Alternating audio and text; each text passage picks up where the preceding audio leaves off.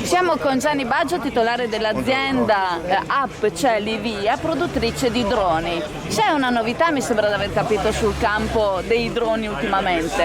Sì, allora ultimamente abbiamo ricevuto una commissione dal Corpo Forestale di Bolzano per vendere, cioè hanno acquistato un drone come quello che si vede là nel banchetto, con una configurazione che è un po' particolare, perché questo drone dovrà fare la ricerca di eventuali focolai superstiti dopo un incendio già spento dai vigili del fuoco.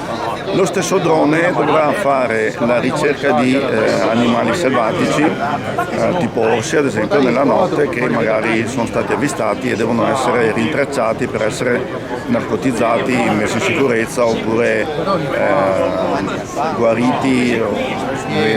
Sì, diciamo praticamente devono essere monitorati. Esatto, sì.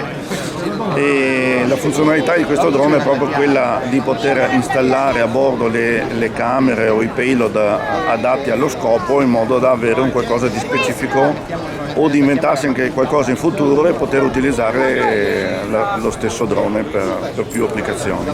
Per cui una tecnologia che è sempre in fase di sperimentazione, alla ricerca di novità e di nuove applicazioni. In effetti sì, anche i payload stessi, che sono queste camere che vengono montate, qualora venisse sviluppato un qualcosa di più innovativo, non serve cambiare il drone, ma si cambia solo la camera. Per cui multifunzione. Multifunzione, sì. Grazie infinite. Grazie a voi.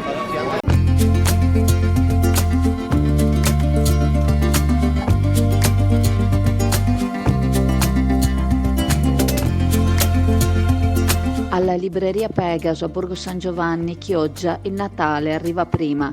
Per tutto il mese di novembre una super promozione su quasi tutti gli articoli presenti in negozio. Passa a prendere i tuoi regali di Natale alla libreria Pegaso.